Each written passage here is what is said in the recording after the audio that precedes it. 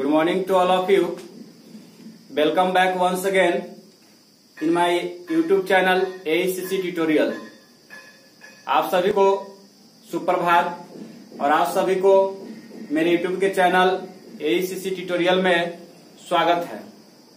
पिछले क्लास में मैं आपको नरेशन में इंपरेटिव सेंटेंस के साथ इम्फैटिक और इंपरेटिव सेंटेंस के साथ क्वेश्चन टैग आ जाता है तो कैसे उसको इनडायरेक्ट स्पीच में बदला जाता है उसके बारे में बताया था। आज हम नरेशन में ही पार्ट 8 लेकर आए हैं और डायरेक्ट स्पीच के अंदर अगर ऑब्जेक्टिव सेंटेंस आ जाता है तो कैसे हम उसको इनडायरेक्ट स्पीच में बदलते हैं इसके बारे में बताने जा रहा हूं। तो सबसे पहले जानना है थोड़ा सा कि ऑब्जेक्टिव सेंटेंस है क्या और ये कैसे शुरू होता है, कैसे पहचानेंगे कि ऑब्जेक्टिव सेंटेंस है, तभी तो हम उसको इनडायरेक्ट स्पीच में बदल सकते हैं। ये किस चीज को एक्सप्रेस करता है, तो इसमें जो ऑब्जेक्टिव सेंटेंस आपको विश इच्छा को अभिव्यक्त करता है, फिर है ब्लेसिंग जिसको हम कहते हैं आशीर्वाद, आशीर्वाद को व्यक्त करता है, ये एक्सप्रेस करता है, और प्रेयर जिसको हम कहते हैं प्रार्थना, प्रार्थना को व्यक्त करता है, और साथ साथ में कर्स जिसको हम अभिशाप कहते हैं, श्राप, ये सारा चीज को ऑब्जेक्टिव सेंटेंस अभिव्यक्त करता है। मतलब कहा जाता है कि the sentence which express wish, blessing, prayer, curse is called objective sentence. तो ये सब शुरू होता है। अब इसका देखिए स्ट्रक्चर क्या है, पहले जानना है कि ऑब्जेक्टिव सेंटेंस इच्छा बोधक वाक्य उसको कहते हैं जिससे विश, ब्लेसिंग, प्रेयर, कर्स के एक्सप्रेस करता है, और साथ साथ में उसका स्ट्रक्चर ये जानना है कि मेन के बाद सब्जेक्ट, नाउन या प्रोनाउन रहता है दिया हुआ, मेन वर्ब का फर्स्ट फॉर्म रहता है, ऑब्जेक्ट या अदर वर्ड आता है, लास्ट में एक्सक्लेमेशन मार्क्स रहता है। यह सब्जेक्ट रहेगा, मेन नहीं भी दिया रहता है, और मेन वर्ब का फर्स्ट फॉर्म रहता है, ऑब्जेक्ट रहता है या अदर वर्ड एक्सक्लेमेशन होता है। ये इसका एग्जाम्पल है। अगर आप इसको नोट डाउन करना चाहते हैं तो आप नोट डाउन कर सकते हैं। इसके बाद मैं रूल बताऊंगा कि कैसे इसको हम चेंज करना है।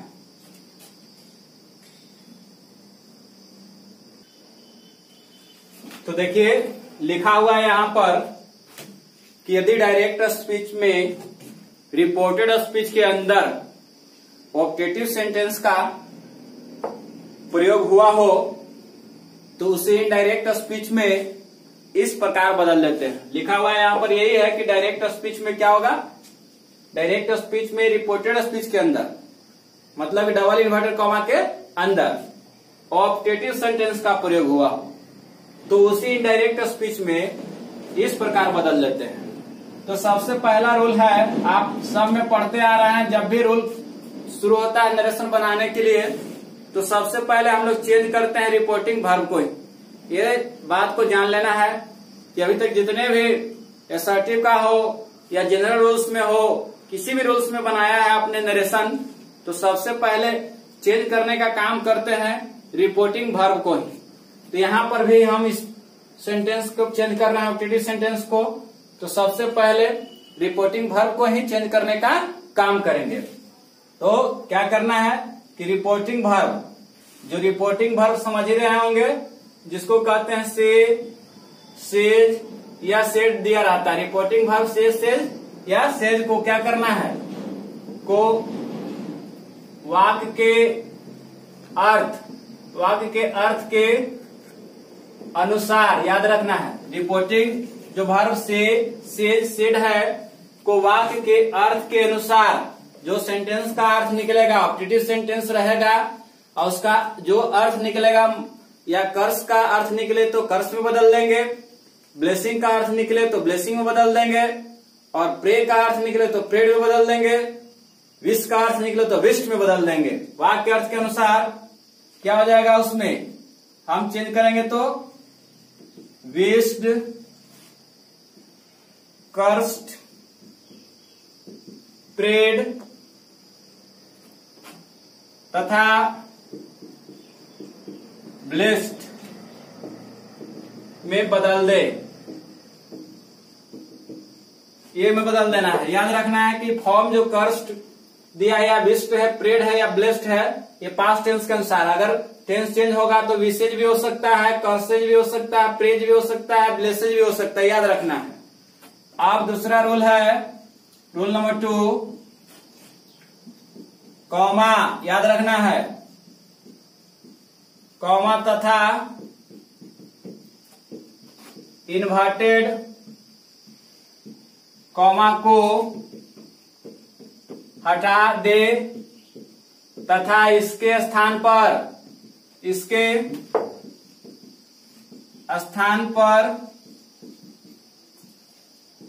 दैट का प्रयोग करें। इसके स्थान पर क्या करना है हमें? दैट का प्रयोग करें, दैट का प्रयोग करना है। अब रूल नंबर 3 है, अब याद रखना रूल नंबर 3,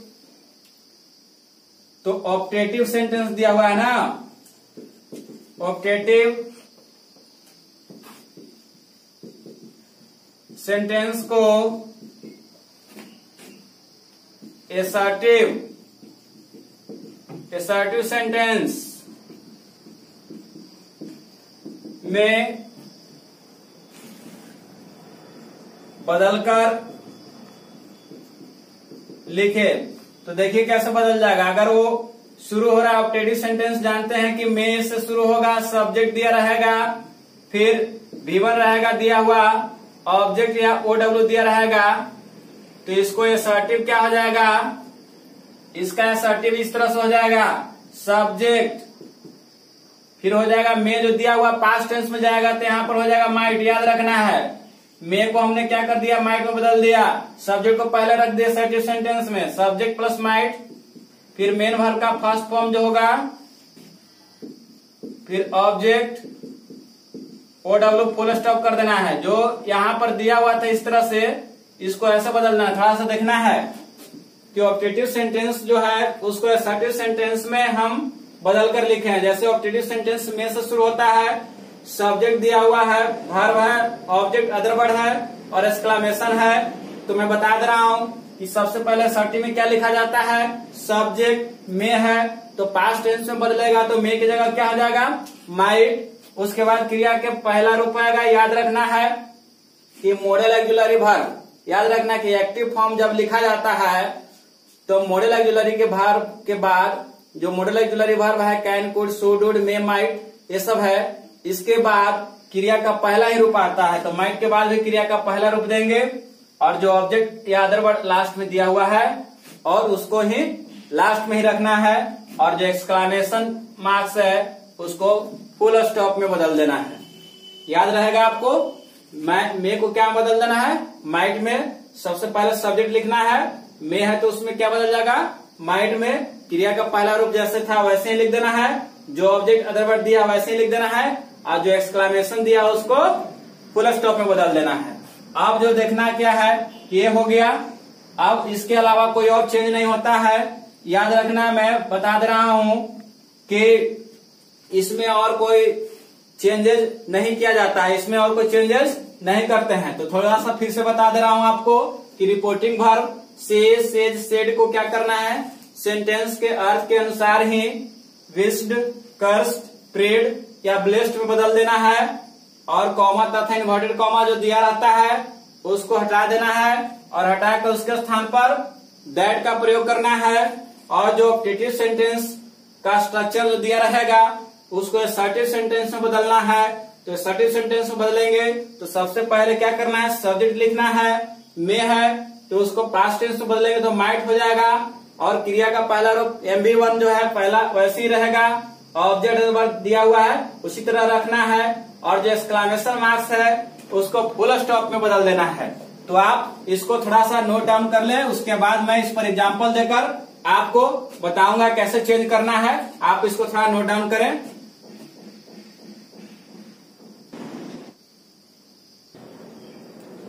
तो देखते हैं यहाँ पर कुछ एग्जाम्पल्स लिखे हैं डायरेक्ट स्पीच का, और उसको इनडायरेक्ट स्पीच में कैसे बदलना है मैं आपको बताने जा रहा हूं। ध्यानपूर्वक इसे देखेंगे कि कैसे हम चेंज कर रहे हैं। सेंटेंस है लिखा हुआ डायरेक्ट स्पीच में कि my grandfather said to me, my grandfather said to me may you live long, मेरे दादाजी ने मुझसे कहा मे यू लिव लॉन्ग, तुम दीर्घायु हो। लिव लॉन्ग के मतलब तुम्हारी उम्र लंबी हो, तुम दीर्घायु हो। अब यहाँ पर इस सेंटेंस को अर्थ को समझकर ही ये जो रिपोर्टिंग वर्ब है ना, इसको चेंज करना है। आपको दीर्घायु होने के लिए अगर कोई कह रहा है, उम्र लंबी होने के लिए कह रहा है, आपसे बहुत ज्यादा उसकी उम्र है, वो बुजुर्ग है, तो क्या आपको अच्छा होने के लिए कह रहा है, आपके फेवर में कह रहा है, तो क्या आपको आशीष ही दे रहा है? ये दो कंडीशन हो सकते हैं, या विश हो सकता है या ब्लेस हो सकता है। तो इसके लिए क्या करना है, आशीष दे रहे हैं, दादाजी आशीष दे रहे हैं कि उम्र लंबी हो, ये आशीष दे रहे हैं, आशीर्वाद दे रहे हैं। तो आशीर्वाद वाला मैं आपको बताया था कि रिपोर्टिंग वर्ब को कैसे चेंज करते हैं। तो सबसे पहले लिखना है माई ग्रैंड फादर, सबसे पहले लिखेंगे माई ग्रैंड फादर, और यहाँ सेड के लिए क्या लिखना है, ब्लेस्ड, यहां पर कर दीजिएगा ब्लेस्ड। तो माई ग्रैंड फादर ब्लेस्ड, यहां पर ये हो जाएगा मी, कॉमा और डबल इन्वर्टेड कॉमा के लिए आपको हमने बताया था क्या करना है, तो उसके स्थान पर दैट लगा देना है। तो यहां पर हमने दैट लगा दिया, तो हो गया कि my grand father blessed me that. अब आपको क्या करना है, ऑप्टेटिव फॉर्म ऑफ सेंटेंस जो दिया हुआ है उसको एसर्टिव में बदलना है। तो देखिए यहां पर सबसे पहले हमें सब्जेक्ट लेना है, तो सब्जेक्ट यू है, तो यू किसके अनुसार चेंज हो जाता है, मी के अनुसार। यहां पर सब्जेक्ट लेंगे तो क्या हो जाएगा, आई। मे को बताया था हमने कि पास्ट टेंस रहने पर मे को किस में बदल देना है, माइट में। तो यहां पर मे को क्या कर देंगे, माइट। अब उसके बाद क्रिया देखना है, क्रिया का पहला रूप तो लिव यहाँ पर है, तो यहाँ पर लिख देंगे लिव, और लॉन्ग जो है अदर वर्ड है, तो लॉन्ग लिख दिया।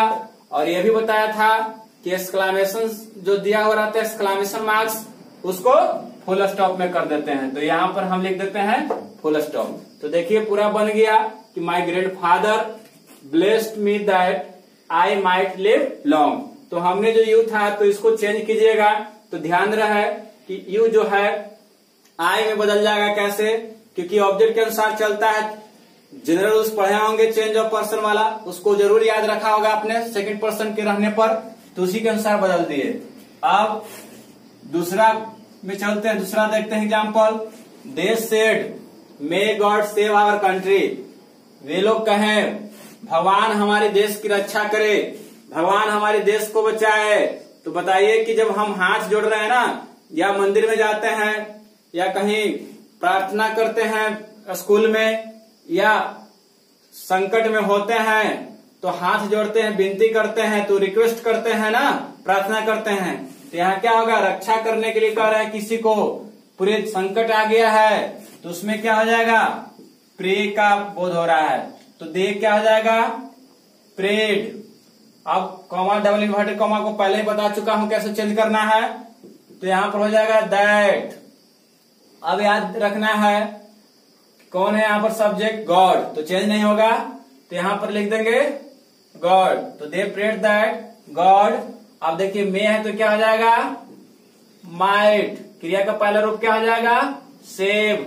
अब देखिए आवर है, तो आवर फर्स्ट पर्सन का है, तो रिपोर्टिंग वर्ब के सब्जेक्ट के अनुसार चेंज होगा। तो यहां पर क्या हो जाएगा, देयर। कंट्री तो नाउन है थर्ड पर्सन का है, तो चेंज नहीं होगा, लास्ट में फुल स्टॉप हो जाएगा। तो देखिए कैसे बना दिया हमने, यहाँ पर प्रार्थना का अर्थ निकल रहा था, इसलिए हमने इसको रिपोर्टिंग वर्ब को प्रेड में बदल दिया। उसके बाद दैट लगा दिया, कॉमा डबल इन्वर्टेड कॉमा को हटाकर। उसके बाद हमने सब्जेक्ट लिख लिया गॉड, मे था तो उसको माइट कर दिए, क्रिया का पहला रूप दे दिए, और आवर था तो फर्स्ट पर्सन के सब्जेक्ट के अनुसार क्या हो यहाँ पर, देयर। कंट्री को लिख दिया, एक्सक्लामेशन को हटाकर फुल स्टॉप कर दिए। अगला देखते हैं, दिया हुआ है the boy said may our friendship live long, लड़कों ने कहा हमारी दोस्ती दीर्घायु हो। तो बताइए कि अगर लड़के अपने दोस्तों के साथ रहकर दोस्ती को और बड़े दूर तक ले जाना चाहते हैं, दोस्ती को और ज्यादा बड़ा करना चाहते हैं, तो इन लड़कों का क्या है, इच्छा है ना कि उनकी दोस्ती और बड़ा हो, मतलब दोस्ती और लंबी हो, इच्छा कर रहा है ना अपने लिए, तो इसमें क्या हो जाएगा, विश का अर्थ निकल रहा है, तो हो जाएगा the boys wished, the boys wished that. आप देखिए आवर है तो बॉयज के अनुसार क्या हो जाएगा यहाँ पर देयर, क्योंकि बहुत सारे हैं, तो the boys wish that their friendship, पूरा सब्जेक्ट ले लेंगे, देयर फ्रेंडशिप हो जाएगा, आवर फ्रेंडशिप है तो अब यहाँ पर में था तो क्या करेंगे, माइट लिव लॉन्ग, लास्ट में फुल स्टॉप लगा देना है, their friendship might live long. अगला देखते हैं, she said may he die soon, तो देखिए कह रहा है वो कहे वो जल्द ही मर जाए, शीघ्र ही मर जाए, तो बताइए किसी को मरने के लिए या किसी को जख्म होने के लिए या किसी को फेल कर जाने के लिए या किसी को बर्बाद होने के लिए कहते हैं तो अशुभ बात बोलते हैं। तो ऐसे अशुभ बात क्या होता है, कर्स का सेंस देता है, अभिशाप का सेंस देता है, तो क्या हो जाएगा, सी कर्स्ड, यहां पर लिख देंगे सी कर्स्ड दैट। आप देखिए ही है ना तो थर्ड पर्सन तो कोई चेंज नहीं होता है, तो यहां पर लिख देंगे ही, में है तो चेंज हो जाएगा माइट, और डाई है तो डाई ही रहेगा, सुन के क्या हो जाएगा, सुन ही हो जाएगा, याद रखना। अब इसके अगला देखते हैं, लिखा हुआ कि the saint said God save you, संत साधु ने कहा भगवान तुम्हें बचाए। अब बताइए कि जब साधु महात्मा कह दे रहा है कि भगवान तुम्हें बचाए, तो मानो कि जिसे बोला होगा वो बहुत संकट में होगा, तो साधु महात्मा भी क्या कर रहा है, आपके लिए प्रार्थना कर रहा है। तो देखिए इसमें मैं नहीं है, एक चीज बता दे रहा हूं कि डायरेक्ट स्पीच में ऑब्जेक्टिव सेंटेंस रहे और ऑब्जेक्टिव सेंटेंस में मे रहे या न रहे, इनडायरेक्ट स्पीच में माइट का प्रयोग जरूर करना है। नहीं भी रहेगा इसमें मे दिया हुआ, फिर भी हम इसको इनडायरेक्ट स्पीच में बदलेंगे और असर्टिव सेंटेंस का प्रयोग करेंगे ऑब्जेक्टिव के लिए, तो माइट जरूर लिखेंगे। तो देखिए यहां पर कैसे बदलते हैं इसको, द सन प्रेड, यहां पर हो जाएगा द सन प्रेड दैट। अब गॉड तो थर्ड पर्सन है तो लिख देंगे गॉड, में नहीं दिया हुआ है लेकिन यहां पर माइट लेंगे, माइट सेव। अब यू है तो यू तो जान ही रहे हैं कि यू किस में बदलता है, मी में, तो the son prayed that God might save me. इसी तरह से आप बहुत सारे ऐसे एग्जाम्पल्स ले सकते हो बुक से, एक्सरसाइज से, जिसको बना सकते हैं। देखिए कैसे चेंज हो गया, एक बार फिर से मैं फर्स्ट जो एग्जाम्पल दिया हुआ है उसी से बता देना चाहता हूं दोबारा, ताकि आपको कोई समझने में दिक्कत न हो। जैसे लिखा हुआ था कि my grandfather said to me may you live long, तो क्या करना है, पहले उसको पूरा जो ऑब्जेक्टिव है सेंटेंस उसको पढ़कर हिंदी समझना है और समझकर ही इसका अर्थ निकालना है कि विश हो रहा है कि कर्स हो रहा है कि ब्लेसिंग हो रहा है कि प्रेयर हो रहा है। तो दीर्घायु कर रहा है तो इसमें ब्लेसिंग हो रहा था, इसीलिए रिपोर्टिंग वर्ब को हम ब्लेस्ड में बदल दिए सेड के अनुसार, और उसके बाद कॉमा डबल इन्वर्टेड कॉमा को हटाकर दैट लगा देना है, और जो ऑब्जेक्टिव फॉर्म ऑफ सेंटेंस है उसको असर्टिव फॉर्म ऑफ सेंटेंस में करेंगे तो सब्जेक्ट आ जाएगा पहले, मी रहेगा उसको माइट में बदल देंगे, क्रिया का पहला रूप लिखेंगे, ऑब्जेक्ट या अदर वर्ड दिया रहेगा तो वैसे ही लिख देंगे, और एक्सक्लामेशन को क्या करना है, फुल स्टॉप में बदल देना है, सारा ऐसे बदल जाएगा। तो आप नोट डाउन कर लें इसे।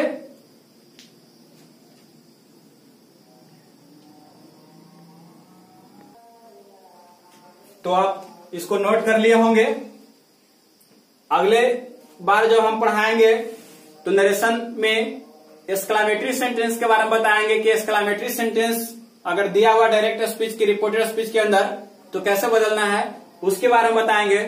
मुझे पूर्ण विश्वास है कि जो अभी आपको हमने बताया चेंज करने के लिए वो आपको बिल्कुल याद हो गया होगा। घर पर क्या करना है कि इससे रिलेटेड जो है एक्सरसाइज ग्रामर के बुक से निकालना है और बनाना है, और कहीं भी प्रॉब्लम होता है तो आप कमेंट बॉक्स में कमेंट करके बता सकते हैं, या मेरे पर्सनल जो व्हाट्सएप नंबर है उस पर भेजकर आप क्वेश्चन सोल्यूशन करा सकते हैं।